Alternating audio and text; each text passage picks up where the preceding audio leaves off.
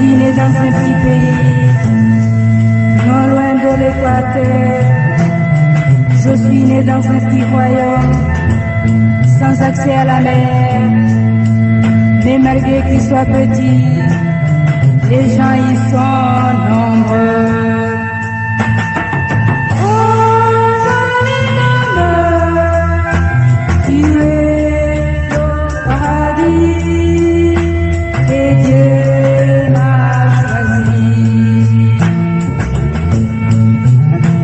Moi, le temps est toujours beau, il n'y a pas d'orage, il n'y a pas de neige, et durant les 4 saisons, tout fleurit, et les ruisseaux sont splendides, sous un soleil ardent.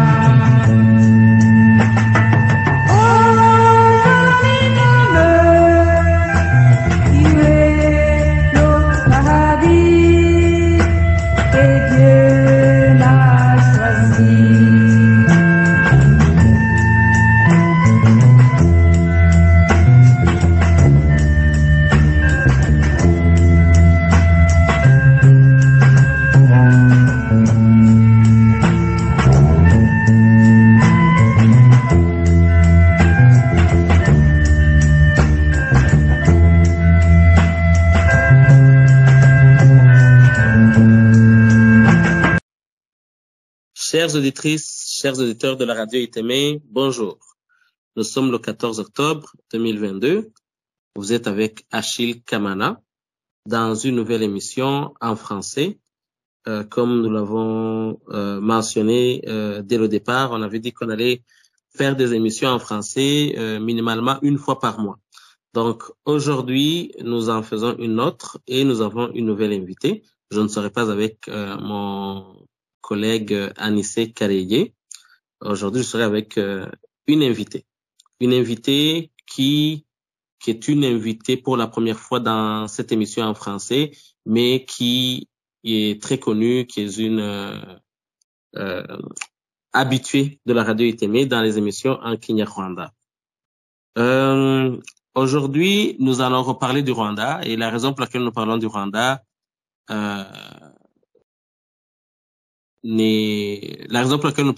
c'est parce que nous sommes des Rwandais et notre pays est gouverné sous une dictature sanguinaire, autoritaire, par un régime totalitaire, le régime du FPR dirigé par le président Paul Kagame. Les régimes totalitaires dans l'histoire, dans le passé, ont été caractérisés par plusieurs stratégies visant à leur permettre de rester au pouvoir de façon éternelle. Cependant, ça n'a jamais fonctionné et c'est pour ça qu'on peut se poser la question pourquoi d'autres le font, sachant que dans le passé, ça n'a pas fonctionné. Mais la bêtise humaine, c'est la bêtise humaine. Et donc, nous nous inscrivons toujours dans une lutte pour l'instauration d'un véritable état de droit au Rwanda. C'est la seule façon, c'est la seule manière pour nous de vivre paisiblement dans notre pays, de pouvoir apporter notre pierre angulaire dans son développement et aussi de pouvoir garantir ou assurer un bon voisinage avec les pays voisins du Rwanda et plus spécifiquement, je parle de la République démocratique du Congo qui en ce moment est en guerre contre un mouvement intitulé M23, mais les rapports des Nations Unies ont statué sur le fait que le M23 était soutenu sur le plan humain et sur le plan financier par le gouvernement du Rwanda. Et donc, aujourd'hui, nous allons parler justement d'un outil que les régimes totalitaires utilisent. C'est un outil qu'ils utilisent et le passé nous a montré que c'est un élément en commun avec ces régimes-là. Il s'agit de la jeunesse. Dans le passé, on a entendu parler de la jeunesse hitlérienne, on a entendu parler de la jeunesse de Staline dans l'ex-URSS, on a entendu parler de la jeunesse italienne au temps de Mussolini et tant d'autres. Et donc, aujourd'hui, on va parler de la jeunesse rwandaise on va analyser, on va faire une certaine genèse pour voir comment se porte cette jeunesse rwandaise dans un pays qui a eu plusieurs éloges d'une partie de la communauté internationale, disant que, parlant du miracle rwandais, après le génocide de 1994, beaucoup d'acteurs internationaux ont parlé du miracle rwandais. Quel est ce miracle par rapport à la jeunesse rwandaise? On va en parler en deux parties. La première partie sera constituée de deux sous-parties. Donc, dans la première sous-partie, on va parler du portrait de la jeunesse rwandaise. La deuxième sous-partie, on va parler justement de la jeunesse dans l'histoire.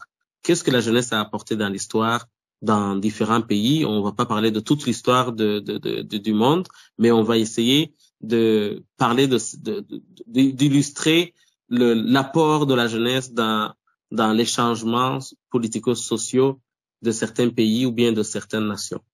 Dans la deuxième partie, on va donner un message à la jeunesse rwandaise qui vit au Rwanda en ce moment et on va terminer notre émission en donnant un message à la jeunesse rwandaise qui vit au sein des différentes diasporas rwandaises et aussi dans les camps de réfugiés, parce que oui, il y a beaucoup de jeunes Rwandais qui vivent encore dans les camps de réfugiés. Et donc, cela constitue plus ou moins le portrait global de l'émission que nous allons vous présenter. Et sans plus tarder, je vais vous présenter notre invitée spéciale. Ça me fait vraiment plaisir d'être avec elle aujourd'hui et de pouvoir discuter de notre pays ensemble. Et cette personne s'appelle Vani Gusenga. Et pour la suite de sa présentation, je vais la laisser la faire elle-même. Vani, est-ce que tu m'entends? Allô, Achille Kamana. Je m'appelle Vani Gusenga, Valentine Gusenga. J'habite au Canada, à Gatineau. C'est aux provinces du Québec. Je me vois dans le sujet parce que je suis rwandaise et puis je suis jeune adulte peut-être, mais je suis jeune encore. Je suis la maman de 4 enfants, de jeunes enfants. Donc, merci beaucoup de m'avoir invité et merci beaucoup pour le sujet intéressant et qui touche à tout le monde, à tous les Rwandais, où est-ce qu'ils sont en ce moment. Merci. Merci Vani d'avoir accepté notre invitation. Et puis c'est pas la première fois et c'est pas la dernière fois. Ça, je le sais très bien. Vani, avant de commencer, je pense qu'il est très impoli de demander à une dame son âge, mais je vais te poser une petite question pour que les auditeurs et auditrices sachent qui leur parle. Vani, est-ce que tu as connu la guerre au Rwanda, celle de 1990, les événements qui ont suivi cette guerre, le génocide de 1994 et la suite? Est-ce que tu as connu ça, Vani? Merci beaucoup, Haché, pour la question. Oui, je suis une dame, mais j'ai aucun problème à mentionner mon âge. J'ai 38 ans, ça veut dire que pendant la guerre de 1994 et le génocide au Rwanda, j'étais un jeune enfant. Et puis la guerre de 90 aussi, je n'ai pas tous les détails parce que je commençais à peine le primaire, mais je voyais le climat, j'étais en âge de comprendre, on va dire. Ah, d'accord. C'est-à-dire que dans ce que tu vas nous partager, il y a aussi une partie de ton récit de vie, il y a une partie de ce que tu as vécu toi-même. Effectivement. Donc, on a vécu les mêmes choses, Vani, parce que j'y étais aussi et j'avais presque le même âge que toi. Donc, sans plus tarder, puisqu'on veut pas s'éterniser à faire des émissions très longues, on veut que vous les écoutez, que vous ayez le goût d'écouter les prochaines émissions. On va commencer par parler du portrait de la jeunesse rwandaise en ce moment. Pourquoi on veut en parler? Je veux juste introduire pendant 1 ou 2 minutes et Vani, tu vas me relayer. Pourquoi on veut en parler? C'est parce que, comme je l'ai dit dans l'introduction, les régimes totalitaires ont cette tendance d'endoctriner les jeunes par de la propagande. Pourquoi? Les régimes totalitaires sont souvent symbolisés par l'avènement d'un nouveau homme, un nouveau homme fort, une nouvelle histoire, des nouveaux hommes qui veulent clairement changer l'histoire et créer une autre histoire à leur hégémonie, une autre histoire pour changer aussi le mœurs de la société, créer une nouvelle société à leur image, une société qui va clairement adhérer à leur dictature, à leur irrespect de la dignité humaine. C'est ce qu'on voit au Rwanda. On voit des jeunes qui sont au chômage, on voit des jeunes qui sont enrôlés dans l'armée de force, on voit des jeunes filles qui subissent des abus sexuels, on voit des jeunes qui vivent dans une pauvreté extrême, mais ces jeunes, on les voit aussi sur les réseaux sociaux, on les voit lors des campagnes électorales applaudir et louer les mérites, les soi-disant mérites du président Paul Kagame. C'est pour ça qu'on veut parler de ça. Et donc, Vanny, qu'est-ce que tu pourrais nous dire par rapport à la jeunesse rwandaise, cette jeunesse qu'on voit surtout sur les réseaux sociaux et surtout on voit deux parties. On dirait qu'il y a deux sortes de jeunesse rwandaise, si je peux m'exprimer. Il y a une jeunesse qui est pro-régime et puis une autre jeunesse qui lève le ton et qui dit non, on n'est pas d'accord et on va continuer à militer et à lutter pour plus de démocratie dans notre pays. Qu'est-ce que tu peux nous dire par rapport à ça? Merci beaucoup, Achille, pour cette question. Qu'est-ce que je vais dire? Qu'est-ce que je peux dire par rapport à ça? C'est, en fait, comme on a dit au début, j'ai été au Rwanda, j'ai fait le primaire, mon école primaire au Rwanda, j'ai fait mon école secondaire au Rwanda. Donc, je peux vous dire que j'ai vu assez le climat au Rwanda, le climat politique, social. Et puis, j'ai eu, quand je suis venue à l'Occident, j'étais aussi jeune, j'étais jeune adolescente. Donc, du coup, je pense que je peux bien parler de qu'est-ce qu'on voit, qu'est-ce qu'on assiste en ce moment. Je peux dire sans hésiter que malheureusement, c'est une jeunesse, la jeunesse rwandaise est plus que jamais divisée en ce moment. Je ne sais pas si ça a été aussi divisé comme en ce moment. C'est malheureux quand on regarde dans les réseaux sociaux. On voit les jeunes qui se déchirent, qui se détestent et qui propagent la haine et qui sortent des propos mais complètement irrationnels. On voit des jeunes qui sont pro gouvernement en ce moment, qui ont une notion en ce moment au Rwanda qu'on appelle aimer le pays, aimer son pays, aimer le Rwanda. Aimer le pays chez nous au Rwanda, ça ne veut pas dire c'est le patriotisme et qu'on peut voir ailleurs ou qu'on peut comprendre par cette définition. Aimer le Rwanda chez nous, c'est aimer être en faveur du gouvernement en ce moment, le gouvernement dictatorial, le gouvernement qui endoctrine les gens, les jeunes. Donc, quand tu es contre, tu n'aimes pas le Rwanda. Quand tu es pour, tu aimes le Rwanda. Donc, bref, le Rwanda, c'est le gouvernement, c'est le régime. Ce qui est malheureux, on voit les jeunes intellectuels qui ont été à l'école, les jeunes qui sont, il y a beaucoup de sources d'informations en ce moment. Moi, quand j'étais au secondaire, au primaire, l'Internet n'était pas aussi accessible comme en ce moment. Mais on voit quand même des jeunes qui sont endoctrinés, qui ont une façon de penser, qui ont une certaine, je peux appeler ça, comme s'ils sont dans les sectes ou comme s'ils ont un dogme qu'ils doivent suivre, mais de façon, avec les yeux fermés. Tu peux leur dire, expliquer, voici ce qui se passe. Ils voient les faits, mais ils refusent de les considérer. Ils refusent de voir. Tu peux leur dire, mais telle personne a été assassinée, emprisonnée, portée disparue, mais ils ferment les yeux, ils sont dans son courant qui s'appelle j'aime le pays, je refuse de voir des faits que tout le monde voit. Donc c'est quelque chose, c'est l'endoctrinement est assez a pris ses racines et ses sources qui malheureusement en répondant à votre question, je vais dire que la jeunesse est tellement divisée que ça prend des années, peut-être quelques décennies pour, en tout cas selon moi, pour que les gens, pour que ça déraille pas. parce que c'est malheureux, mais c'est tellement divisé en ce moment, Achille.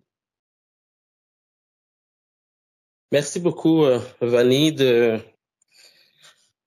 nous donner ton point de vue par rapport à la situation actuelle. Je vais avoir quelques questions. On voit des jeunes, justement,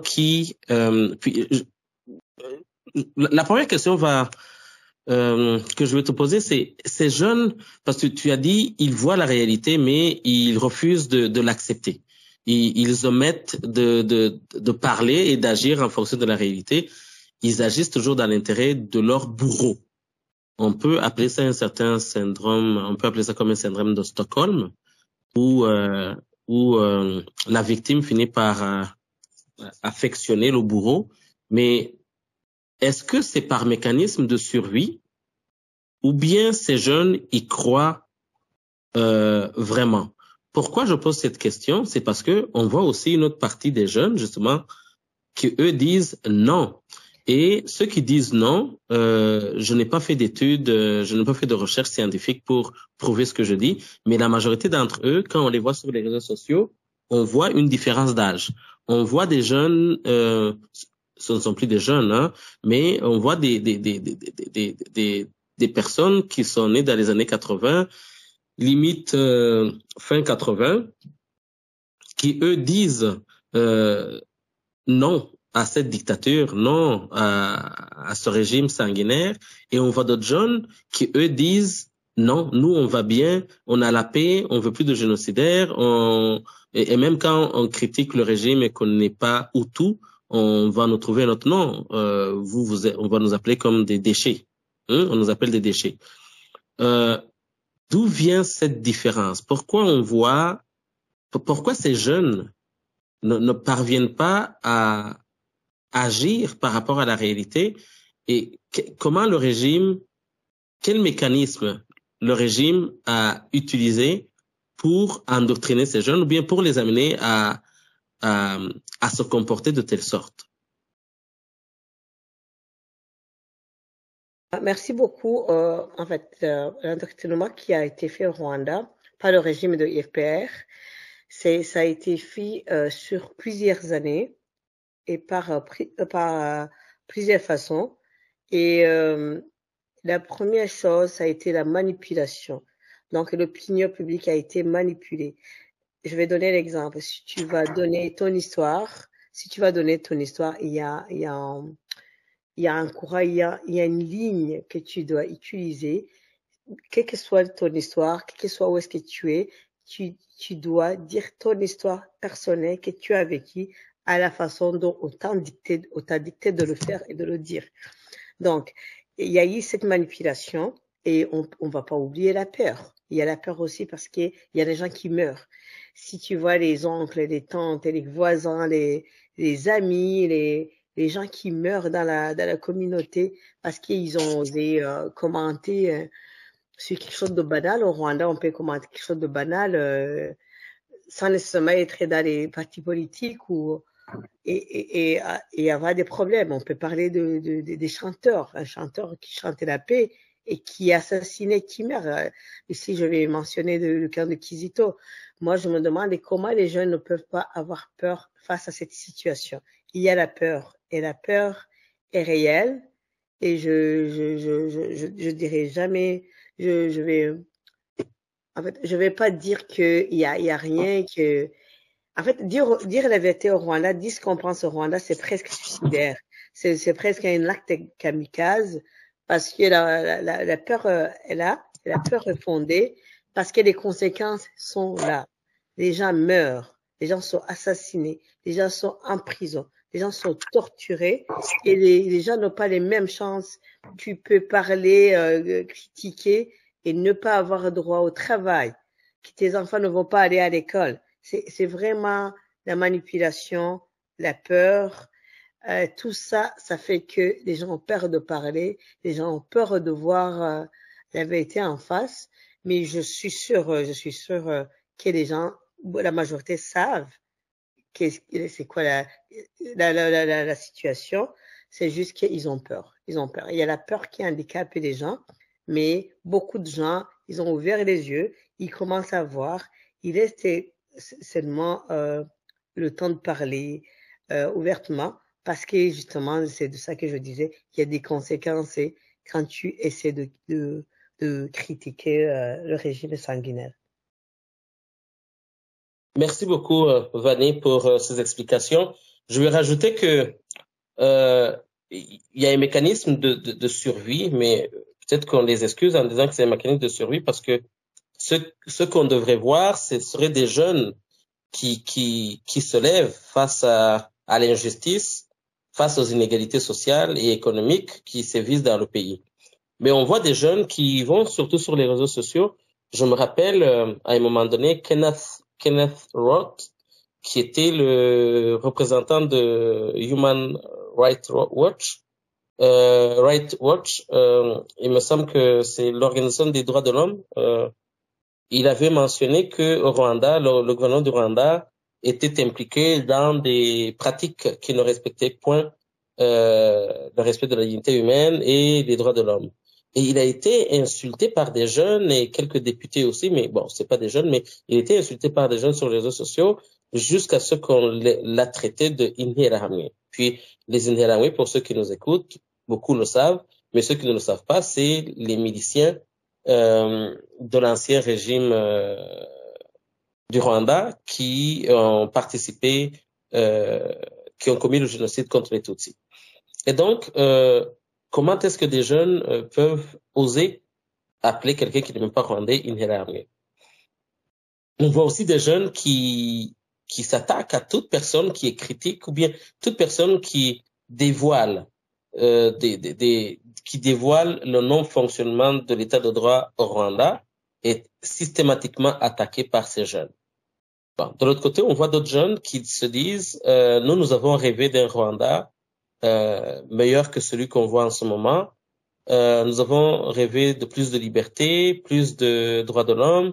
Nous avons rêvé d'une société harmonieuse, solidaire. D'ailleurs, dans les valeurs rwandaises que nous avons appris à l'école primaire dans le passé, on nous disait que les Rwandais, c'était des gens qui étaient très solidaires. Et donc, le portrait est triste. Hein. Cependant, on ne peut pas en parler dans une optique ou bien dans une optique de désespoir. On va en parler dans une optique aussi d'espoir, en étant optimiste par rapport à l'avenir. C'est que ces jeunes savent très bien d'où viennent les inégalités qu'ils subissent, qui ont des impacts graves sur leur vie. Ils n'ont pas d'emploi, ils sont dans la pauvreté extrême. Justement, ceux qui vont faire des éloges du régime actuel communiquent avec nous en privé pour nous demander de l'aide financière aussi. Et donc, ils savent ce qu'ils font et c'est un signe que le régime du FPR a carrément échoué dans ce qu'il voulait apporter comme projet de société au Rwandais. Et donc, tôt ou tard, ces jeunes vont se lever et dans les derniers jours, dans les derniers mois, on a vu des jeunes se lever dans le pays un peu partout, mentionnant qu'ils en avaient marre des assassinats sommaires qui étaient faits par la police rwandaise. On va aborder la deuxième partie et on invite les gens qui vont nous écouter à nous donner leurs idées, s'ils ont des expériences à nous partager, de le faire dans les commentaires. Mais on va attaquer la deuxième partie qui est la jeunesse dans l'histoire. Vanny, Oui. je ne sais pas dans quel domaine tu as étudié, mais je sais que tu es une personne qui aime la culture générale. La jeunesse Oui. dans l'histoire du monde. Oui. Qu'est-ce qu'on peut retenir? Qu'est-ce qu'on a vu de la jeunesse dans l'histoire du monde? Qu'est-ce que les jeunes ont fait dans l'histoire et font même en ce moment qui peut inspirer la jeunesse rwandaise? Est-ce que tu as des exemples? Oui, Achille, comme je disais, je suis rwandaise, mais je vis au Canada, au Québec. Moi, je peux parler de la grève étudiante de 2012 au Québec, justement. Il y a eu proposition du gouvernement libéral qui était en place, je pense, c'était les libéraux. Parce que c'était Jean Charest, le premier ministre du Québec. C'était les libéraux. En 2012, si je ne me trompe pas, c'était les libéraux. 2012. Okay. 2012. Alors, je me rappelle parce que j'étais à l'université. Et là, on nous a dit que le gouvernement a annoncé la hausse des frais de scolarité ici au Québec. Au Canada, c'est l'un des pays où les frais de scolarité c'est vraiment haut. Au Québec encore, c'est encore accessible par rapport aux autres provinces du Canada. Mais si on compare à l'Europe, le Canada, les frais de scolarité à l'université, donc aux études supérieures, c'est vraiment cher. Donc, alors le gouvernement voulait hausser encore plus ces frais de scolarité, ce qui empêche beaucoup de gens d'aller à l'école parce que c'est cher. Les étudiants finissent l'école endettés jusqu'au cou à cause de ces frais. Alors, quand le gouvernement a proposé ça, les étudiants qui étaient à l'université, vraiment des jeunes de 18-19 ans, ils ont formé des groupes de pression, ils ont fait la pression, ils ont fait des grèves, je me rappelle. On ne pouvait pas accéder à des salles de classe, on ne pouvait pas entrer en classe, on ne pouvait pas aller à l'école. Et le mouvement s'est propagé à plus de l'ampleur au point que ça commençait à Montréal, je me rappelle, et moi j'étais à l'université ici à Gatineau, dans la région.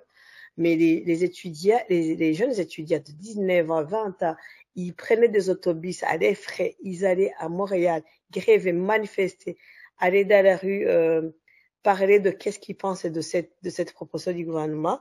Et ils ont fait la pression, on pouvait pas faire les examens, on pouvait rien faire.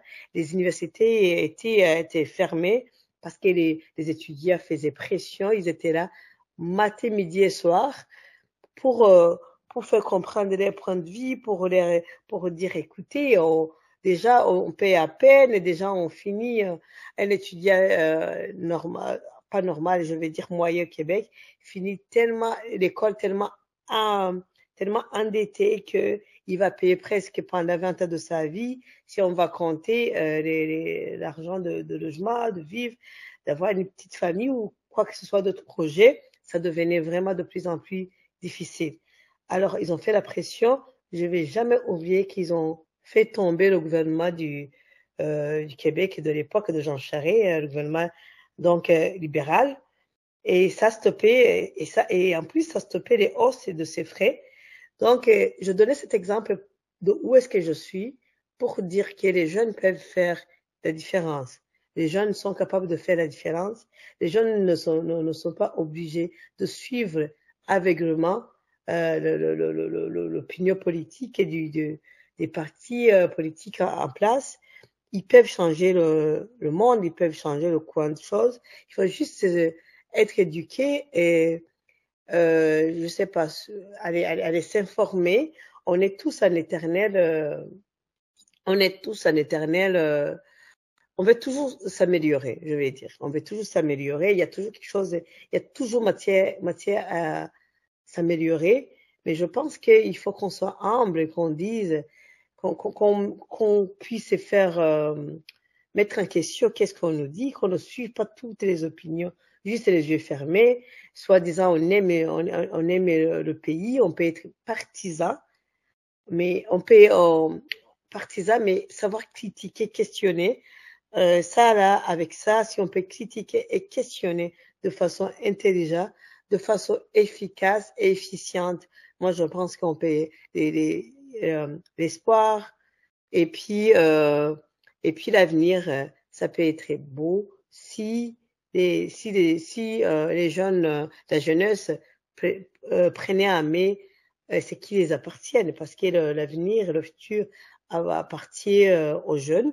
Donc, une fois qu'on aura compris ça, les jeunes ont tout le pouvoir de changer le monde. C'est ça.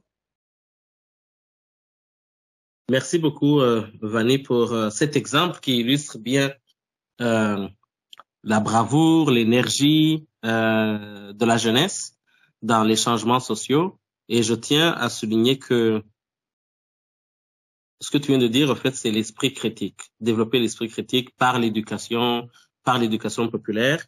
Et c'est pour ça que nous apportons notre pierre angulaire en ce sens en faisant cette émission. Il y a eu d'autres jeunes aussi, parce que là on parle du Québec. Au Québec, la police respecte les citoyens. Oui, il peut y avoir des situations où la police utilise une force exagérée ou bien une force extrême. Des fois, il y a des gens qui meurent, qui sont abattus par les policiers, mais c'est vraiment dans des situations où les personnes sont un danger pour eux-mêmes ou bien un danger pour la société. Par contre, au Rwanda, la police assassine. Aussitôt que tu lèves le ton, tu es mis en prison. Quand tu n'es pas en prison, tu vis une certaine exclusion sociale, sociale et économique aussi. Mais ce n'est pas au Rwanda seulement qu'on a vu des régimes totalitaires céder face à la pression de la jeunesse. À nos jeunes Rwandais, je vais vous parler de l'Afrique du Sud, au temps de l'apartheid. Pendant que la majorité des leaders de l'ANC, je pense que c'était African National Congress, pendant qu'ils étaient emprisonnés, ce sont les jeunes qui ont continué la lutte pour lutter contre les injustices raciales. Je ne vais jamais oublier cette image de Soweto, où des jeunes étudiants sont allés dans la rue parce qu'on leur avait imposé de n'étudier que en anglais, si je me rappelle bien. Ils sont allés dans la rue, beaucoup ont perdu leur vie, mais ils ont osé aller dans la rue, sachant que le régime ou la police en face était une police assassine, mais ils sont allés dans la rue. Je vais parler aussi de la jeunesse française lors des événements de mai 68 qui ont déterminé un peu certains acquis sociaux que les Français ont en ce moment, où les femmes ont eu plus de liberté, où il y a eu un certain progrès social. On peut parler aussi du printemps érable. Non, le printemps arabe. Il y a eu le printemps érable, qui est la révolution dont tu viens de nous parler, Vanny, mais il y a aussi le printemps arabe, qui a commencé en Tunisie. Un jeune, Bouaziz, je pense qu'il s'appelait Bouazizi ou Bouaziz, il s'est immolé parce que le régime lui faisait vivre des choses indignes. On refusait qu'il vende ses fruits et légumes pour subvenir à ses besoins et à ceux de sa famille. Il s'est immolé. Suite à cela, il y a eu une révolution qui s'est propagée un peu partout, en Algérie, en Égypte, et même au-delà de l'Afrique, c'est-à-dire en Syrie. On a vu des jeunes marcher pour le climat, pour que le monde, pour que les instances, les institutions internationales et les pays, les différents États qui composent notre planète prennent des mesures assez drastiques pour protéger l'environnement et freiner le réchauffement climatique. On a vu des jeunes aux États-Unis lors du mouvement Occupy, et on a vu beaucoup de jeunes aussi durant la crise sanitaire de la Covid. On a vu beaucoup de jeunes qui sont allés dans la rue dans le cadre de la lutte pour le Black Lives Matter, où des jeunes militaient beaucoup pour les droits des Noirs aux États-Unis suite à la mort j'ai oublié son nom, je pense que c'était Floyd, mais je me rappelle pas, George Floyd, je me rappelle pas de son nom. Vanessa, est-ce que tu te souviens de qui c'était? Oui, George Floyd, oui, c'est ça. Oui, George Floyd, voilà. Oui. Et là, je vais te poser une question, Vanny. Lors de cette marche, lors de ces différentes marches qui ont eu lieu en Europe, aux États-Unis et au Canada, à Ottawa, à Montréal, lors de ces marches, les gens ont marché malgré le fait qu'il y avait la COVID. Puis parmi les gens qui ont marché, il y avait des jeunes Rwandais et des jeunes Rwandaises qui, en temps normal, quand on parle du Rwanda, vont soit se taire, ou dire que tout va bien, alors qu'au Rwanda, la police assassine des jeunes tous les jours. Ça, ce sont des jeunes qui sont au sein des diasporas.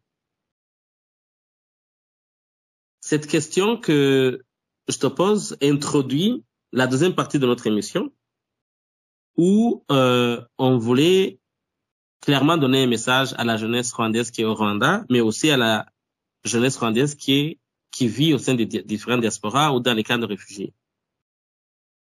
Si on commence par les Rwandais qui vivent, les jeunes Rwandais qui vivent au sein des diasporas, par rapport à cette question, par rapport à ce constat, qu'est-ce qu'on peut leur dire? Merci beaucoup, Achille. Personnellement, ici à Ottawa, j'ai assisté à des manifestations, des marches en tout cas pour le mouvement Black Lives Matter. Donc, c'était un mouvement pour les Noirs. Ça disait, c'était pour parler des problèmes que les Noirs américains rencontrent aux États-Unis ou en Amérique en général. Donc, j'ai participé à cette marche parce que la cause, ça me parlait et je trouvais juste, moi, c'est mon opinion. Et puis, quand je suis arrivée là-bas, j'ai été étonnée de croiser les jeunes de ma communauté, la communauté rwandaise, donc dans les marches, et qui étaient vraiment à fond, qui étaient devant avec des pancartes qui dénonçaient, ce qui est bien. Je salue le courage. Et ils étaient devant, ils dénonçaient qu'est-ce qui se passait aux États-Unis. Ils dénonçaient qu'un policier a mis le genou sur justement George Floyd. Ils étaient vraiment outrés de ce que les Noirs subissaient aux États-Unis. Je vais dire en Amérique en général, j'imagine, parce qu'au Canada, bien qu'on n'a pas beaucoup de cas, mais on en a aussi. Donc, parce que le mouvement même a commencé à Toronto, si je ne me trompe pas. Et alors, les mêmes personnes que je voyais indignées, ils fermaient les yeux quand même sur ce qui se passe au Rwanda, où les gens meurent en masse, où les gens subissent pas la dictature, seulement la violence est vraiment excessive de la part de la police et de RIB, je sais pas qu'est-ce que ça veut dire RIB, tu peux m'aider, Achille, si tu connais la définition. RIB, ça veut dire Rwanda Investigation Bureau. C'est une instance qui a été mise en place pour faire l'enquête ou quelque chose. Oui, pour faire des enquêtes préliminaires et puis avant d'envoyer quelqu'un à la cour ou non. Exactement. Sauf que au Rwanda, quand le RIB te convoque, c'est presque la mort. Ouais, c'est presque la mort. Alors les gens, quand j'ai vu ce genre d'hypocrisie et ce genre des gens qui sont quand même qui condamnent vraiment à fond les Américains, qui font les choses pas bien aux Noirs, mais pourtant qui ferment les yeux quand les Rwandais font mal aux autres personnes du Rwanda, quelque chose qui est connu, qui se fait au vu de tout le monde, mais ils condamnent pas. Mais même ce qui est étonnant, ces mêmes personnes sont là pour dire, pour critiquer ce qui dénoncent. Alors, par exemple, je vous donne un exemple. Si tu dénonces au Rwanda, si tu dénonces ce qui se passe au Rwanda, même ici au Canada ou ailleurs dans d'autres pays ou en Europe, il y a beaucoup d'amis qui ne te parlent pas. Et les mêmes amis, ils vont aller devant dans le mouvement Black Lives Matter ou d'autres mouvements des féministes. C'est l'exemple que je donne. Mais ils vont être vraiment à fond. Ici, je ne suis pas en train de dire, par exemple, qu'on doit être dans toutes les causes. Non, on peut ne pas être dans toutes les causes, mais quand même reconnaître qu'une cause doit être, et laisser les personnes qui ont le temps et qui donnent de l'énergie dans cette cause. Alors, critiquer et presque vouloir faire mal aux gens qui se donnent contre ce qui se passe au Rwanda, moi, j'ai trouvé ça, c'est une sorte de confusion pour moi, parce que pourquoi ça serait plus facile d'aller dénoncer ce qui se passe aux Noirs américains, alors qu'on n'est même pas des Noirs américains, on est avant tout des Africains, des Rwandaises, des Rwandais. Moi, je pense que ça aurait été bien de commencer par ce qui se passe et qui regarde nos familles et nos amis au Rwanda avant d'aller voir ce qui se passe aux États-Unis.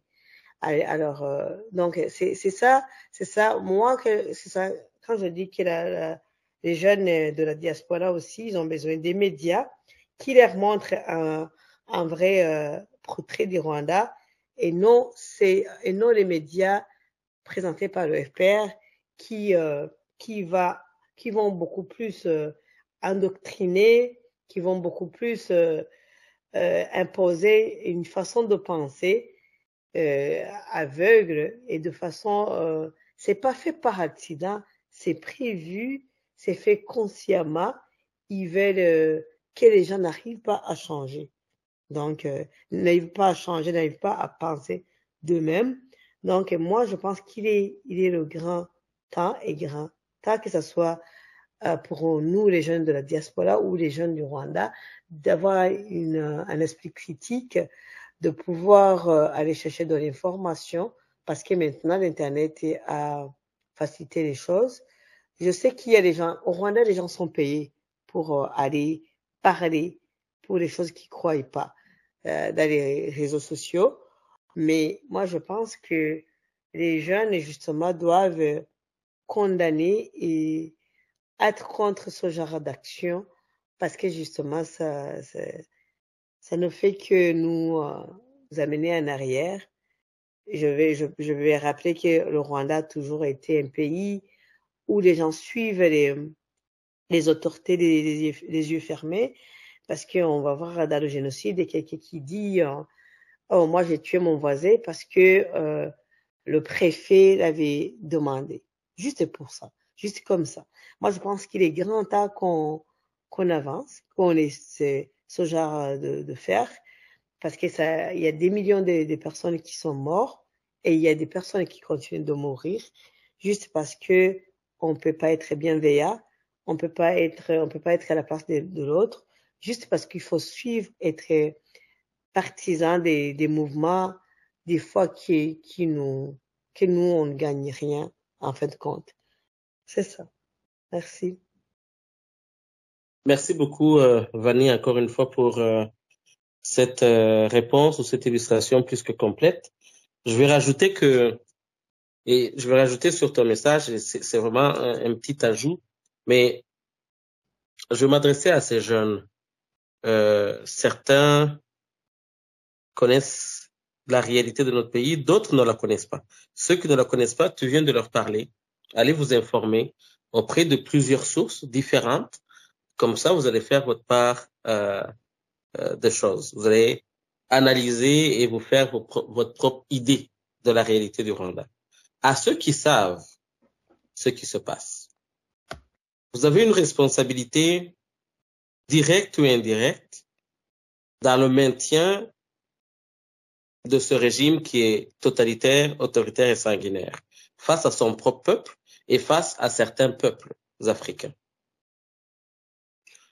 Vous vivez dans des diasporas.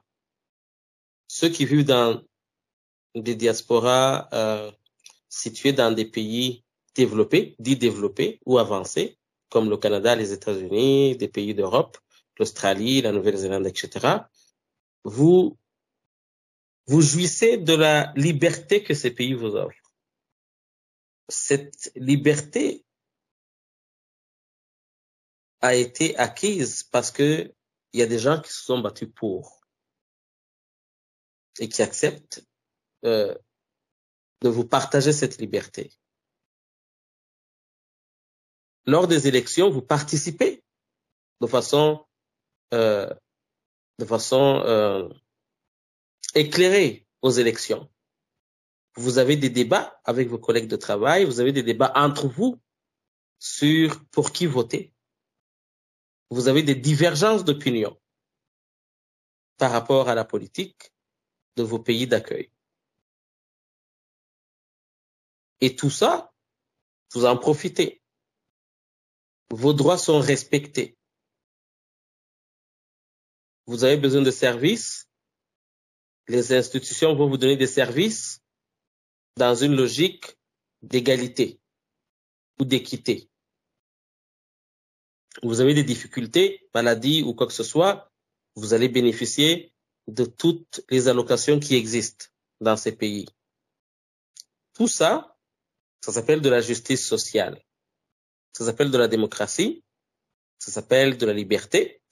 Ça s'appelle aussi le respect de la dignité humaine. Vous jouissez des sociétés où on respecte la dignité humaine et vous omettez. Sinon, peut-être que omettre est un terme qui est assez, qui ne reflète pas la réalité, mais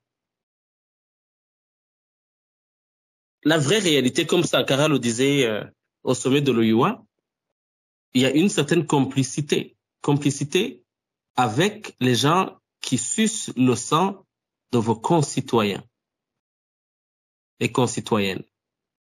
Que ce soit fait de façon consciente ou inconsciente, indirecte ou directe, c'est ça la réalité. Quand on soutient un régime ou quand on reste inactif face à un régime qui est totalitaire, on participe au mal que ce régime fait à son propre peuple. Et dans ce peuple, parmi les gens qui composent ce peuple, il y a vos familles aussi.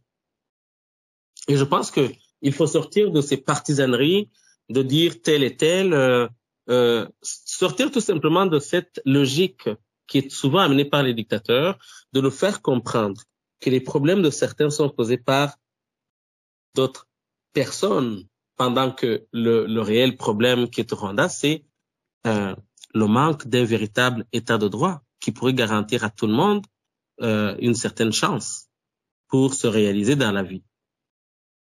Et donc, on va continuer parce on va aller vers la fin de notre émission.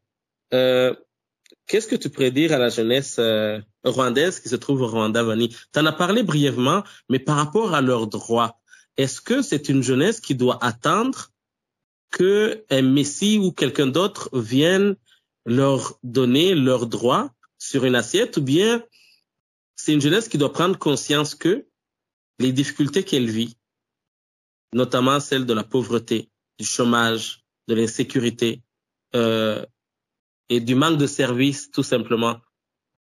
Est-ce que c'est une jeunesse qui doit se dire on va accepter la situation telle qu'elle est en attendant que quelqu'un la change, ou on va se lever et on va se battre pour avoir plus de justice sociale dans notre pays? Quel message tu leur donnerais?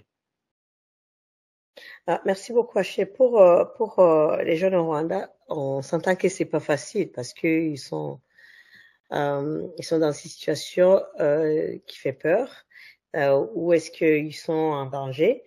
Mais moi, ce que je peux leur dire, c'est au moins de revendiquer une éducation de qualité.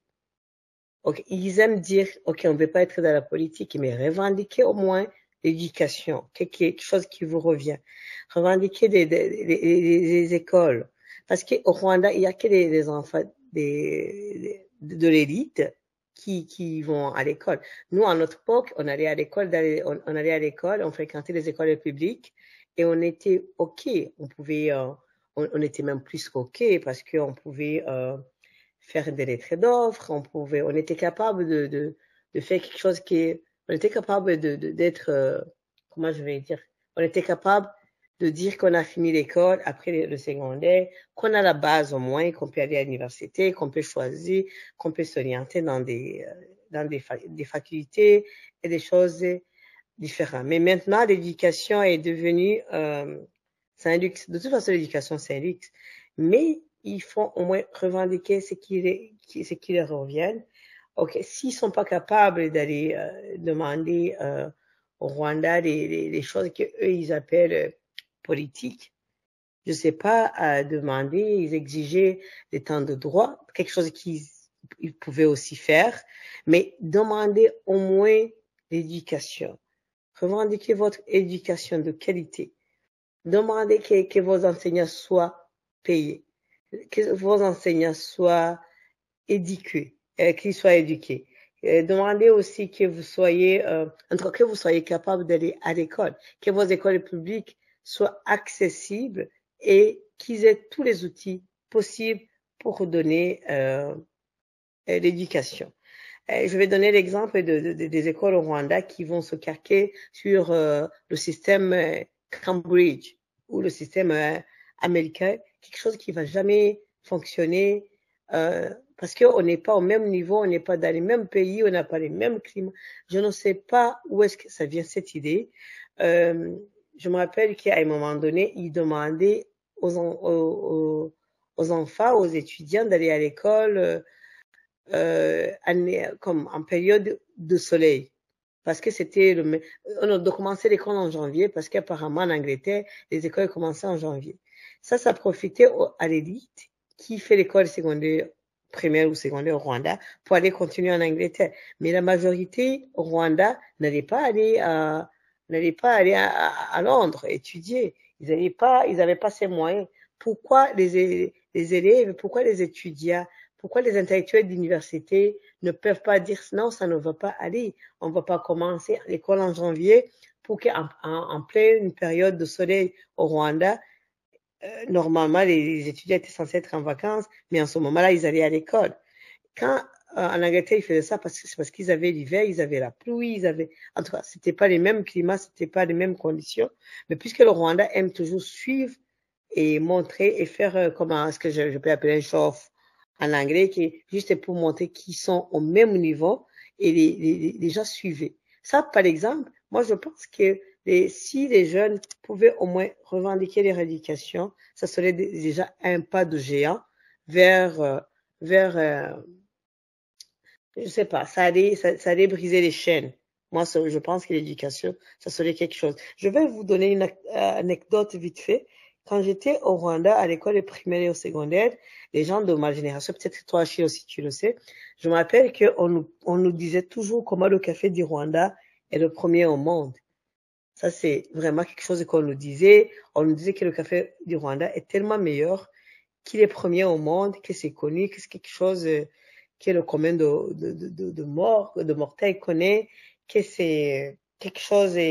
En tout cas, moi, j'ai grandi sachant que notre café Arabica, c'est le premier au monde.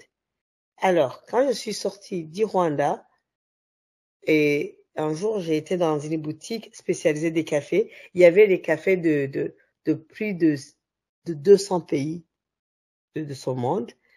Et là, j'avais demandé le café du Rwanda. Ils m'ont dit que des fois, ils en ont, mais le jour-là, ils en avaient pas. Par contre, ils avaient toujours le café. À chaque fois que je suis allée à deux fois, il y avait toujours le café du Burundi, du Kenya, mais jamais le Rwanda. Un jour, j'avais demandé à la dame qui tenait la boutique, elle était vraiment conseillère spécialisée des cafés, qui pouvait lui demander n'importe quel, tu disais le café de Nicaragua ou je sais pas de quel pays, il allait te dire ce café a ça et ça, elle a sorti les vertus, vraiment était experte dans les cafés. Et là, je lui ai dit, mais moi, je trouve ça étrange qu'à chaque fois que je viens ici, vous n'avez pas le meilleur café du monde, qui est. Elle a dit, lequel café, madame? Je lui ai dit, le café du Rwanda. Elle a dit, le café du Rwanda, ça fait 32 ans que je suis dans le métier, j'ai fait les salons d'agriculture, mais le café du Rwanda ne vient pas même dans les 100 cafés du monde. Ça, c'est quelque chose qui m'avait marqué et m'avait choqué. Juste apprendre presque à 25 ans qu'est-ce qu'on m'a dit tout, parce qu'à force aussi de te répéter quelque chose, ça devient comme un principe. C'est comme ça que au début j'appelais ça comme des sectes. À force de te répéter les choses, tu prends ça pour acquis, tu te dis que c'est ça et tu prends ça pour la vérité absolue. Donc, quand j'avais comme 25, 26 ans, c'est là où j'ai appris que le café du Rwanda, en fait, c'était pas le meilleur du monde. Attention, je ne dis pas qu'il n'est pas bon. mais je dis que c'est pas le premier du monde, comme on nous avait dit à l'école. Donc, je disais ça pour dire que il faut vraiment questionner qu'est-ce qu'on nous dit, questionner notre éducation. Mais à l'époque, il n'y avait pas d'Internet, mais maintenant, il y a l'Internet. Et le monde est devenu un petit village. Quelque chose se passe quelque part au fond du Gatsata, quelque part dans un coin perdu, pas connu. Et c'est connu en France et c'est qui est en Chine, elle le sait. Donc, je me dis que c'est le moment de s'informer, de s'éduquer et de poser des questions et de prendre les faits comme je sais pas quoi, de considérer les faits et ne pas continuer d'être partisan au point de fermer les yeux sur quelque chose qu'on voit, quelque chose qu'on peut changer parce que l'information est là en fait. Donc c'est vraiment s'éduquer et s'informer et puis questionner, donc critiquer. Merci beaucoup Achille. Merci beaucoup, Vanny, pour cette intervention très crédible et très patriote. Cependant, je vais te partager mon pessimisme. Hein. Je pense que ce que tu viens de dire, c'est la clé.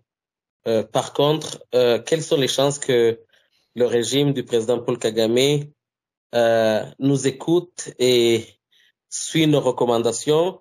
Elles sont très nulles parce que c'est un régime qui est beaucoup centré sur les intérêts personnels de ceux qui détiennent le pouvoir. Je pense que l'éducation traditionnelle, l'éducation classique a créé des intellectuels, a permis à des gens de développer ce qu'on appelle le capital humain.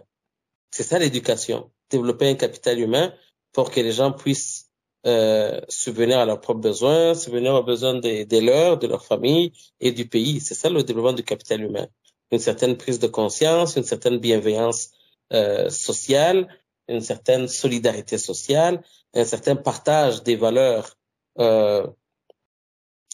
indiscutables telles que le respect de la dignité humaine. C'est ce qu'on retrouve dans les pays où on a une éducation traditionnelle, une éducation classique en bonne et due forme.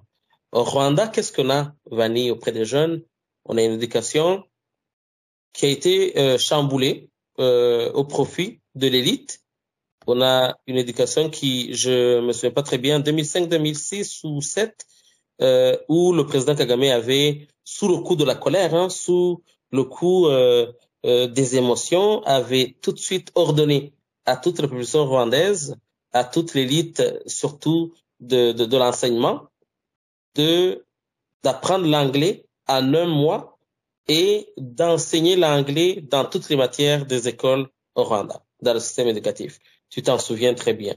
Ensuite, on a une éducation qui passe par un endoctrinement programmé pour les jeunes, ce qu'on appelle les amatorero, c'est-à-dire des sortes de classes traditionnelles, mais qui servent clairement à manipuler la jeunesse, à leur faire croire que leurs problèmes sont dus à d'autres personnes qui ne sont pas Rwandais qui ne sont pas au Rwanda, qui sont dans des camps de réfugiés ou qui parlent mal du Rwanda. Et pourtant, on ne fait que critiquer le régime indigne et sanguinaire du président Paul Kagame. Nous aimons le Rwanda et c'est pour ça que nous faisons ces émissions. L'éducation au Rwanda se fait au sein de ces formations paramilitaires, si je peux les appeler, les Ingando, où tout élève ou tout étudiant qui finit le secondaire doit passer par là avant d'aller à l'université ou bien avant de faire des études supérieures. C'est ça l'éducation. Le tout vise à créer une nouvelle génération qui va louer le président Paul Kagame et sa clique. Et donc, je suis pessimiste par rapport par rapport au fait que le régime rwandais en ce moment ait l'envie, parce qu'ils ont les moyens, ait l'envie d'emboîter le pas pour améliorer les conditions de vie de son peuple, de la population rwandaise. Mais par contre, c'est quelque chose qui finira par venir parce que ce régime ne restera pas en place de façon éternelle. Alors, pour clore notre émission, Vanny, est-ce que tu as quelque chose à rajouter? Je pourrais te donner 1 minute et après nous allons clore notre émission. Oh, merci beaucoup, Achille. Merci beaucoup pour cette intervention et de donner, je remercie à la radio ITME de toujours donner l'opportunité à ceux qui peuvent parler, veulent parler. Donc, moi, je pense que c'est un sujet, j'ai beaucoup aimé notre discussion, c'est un sujet très pertinent et très en vogue en ce moment. Donc, je vais dire que vous avez dit que vous êtes pessimiste. Je peux pas dire que j'ai beaucoup d'espoir non plus, mais je sais que ça va changer. Quand je dis que je n'ai pas d'espoir, je sais que ça va changer, mais je sais que ça va prendre quelques années parce que il y a eu des racines du mal et ça a pris beaucoup de temps. Donc, ça prendra encore le temps de guérir aussi les plaies parce que tous les régimes qu'on a eu qui ont blessé ou détruit des vies, des familles et des gens, ça prendra aussi la guérison, ça prendra aussi des années aussi à ces jeunes qui sont au Rwanda surtout qui voient leur futur, mais qui ne voient même pas leur futur, je vais dire, et qui n'ont pas d'espoir aussi. Quand on n'a pas d'espoir, qu'on est jeune, c'est la chose la plus horrible qu'on peut avoir comme être humain. Donc, on va garder l'espoir. Je vais dire qu'on va continuer de s'éduquer et s'entraider. Et puis, peut-être, et je sais que ça prendra peut-être le temps, en tout cas, ça prendra le temps que ça prendra, mais je sais que ça finira par changer parce qu'on peut pas, même si on a peur, même si on voit tout ça, mais on peut pas oublier qu'il y a beaucoup de jeunes qui sont même nés après le génocide qui ont refusé de suivre les yeux fermés. On peut parler on peut voir comme le poète qui a disparu, j'ai oublié son nom.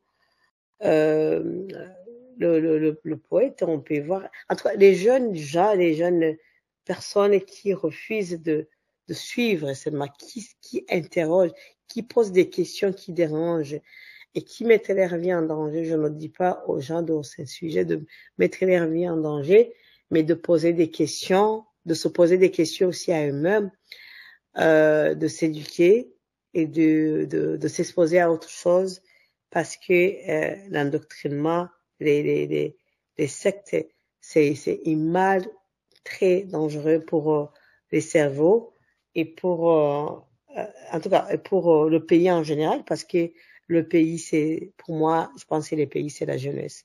Quand on n'a pas de jeunesse, on n'a pas de pays. Et quand on a des jeunesses qui ne sont pas éduquées, on n'a pas de pays aussi. C'est des générations qui sont mortes et qui sont inexistantes. Donc l'éducation est la clé. Et je pense que l'éducation en profondeur, ça va aussi toucher à ce qu'on a dit au cours de cette discussion, se mettre en question et pouvoir critiquer et comprendre qu'est-ce qui se passe sans prendre des partis. Il y a aussi, dans la jeunesse, je vais dire aussi qu'il y a quelque chose de la représentation. Il faut que les jeunes comprennent que le Rwanda, il y a des ethnies, il y a les Hutus, il y a les Tutsis, il y a les Twa. Il faut qu'ils comprennent que ces 3 ethnies, quel que soit comment on va dire que ça existe ou ça existe pas, mais il faut qu'ils apprennent la cohabitation, qu'ils comprennent que une politique qui exclut les autres, ça va jamais fonctionner. Ça va plutôt créer des problèmes et ça va nous ramener en arrière.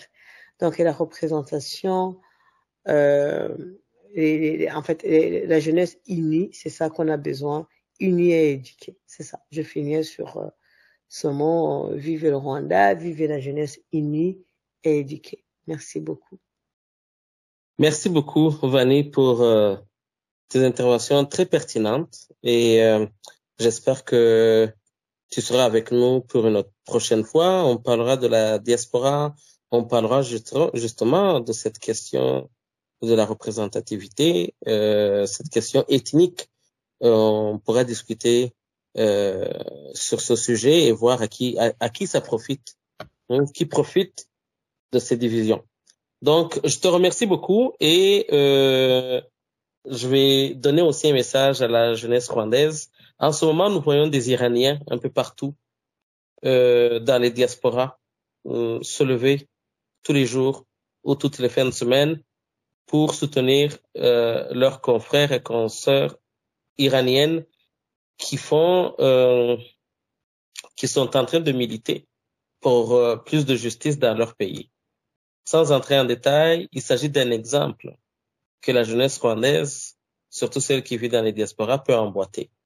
Le Rwanda nous appartient tous et nous voulons un Rwanda qui est bon, qui sera bon pour les futures générations. Ça sera à nous de le bâtir.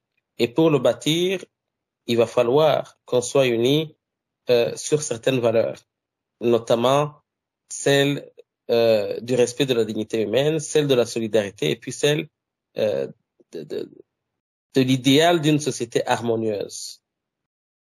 Et donc, je pense que nul ne peut refuser le bien et surtout un bien qui touche la société. Et donc, j'espère que notre message sera entendu et qu'il sera diffusé le plus largement possible. Vous étiez avec Achille Kamana sur la radio ITM. À la prochaine. Quand j'étais petite, je gardais les troupeaux. Et comme j'étais unique à la maison, je m'isolais souvent au pâturage.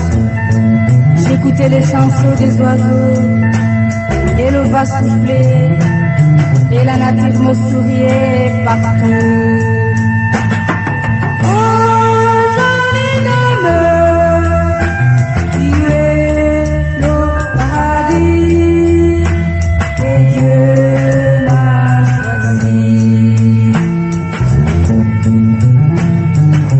Contempler l'univers, jonché de mystère, et que je vois les merveilles de l'époque où je vis. Je remercie le bon Dieu qui m'a donné la vie, l'ouïe, le goût pour tout saisir.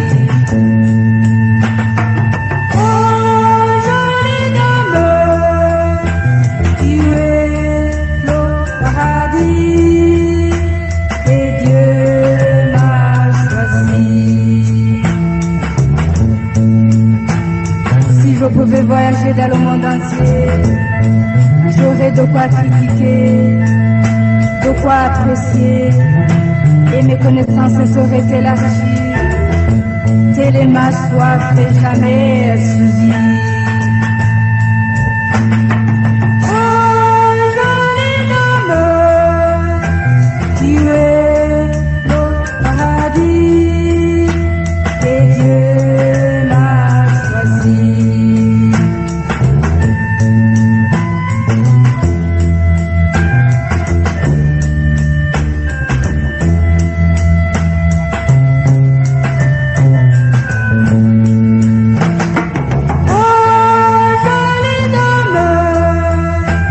You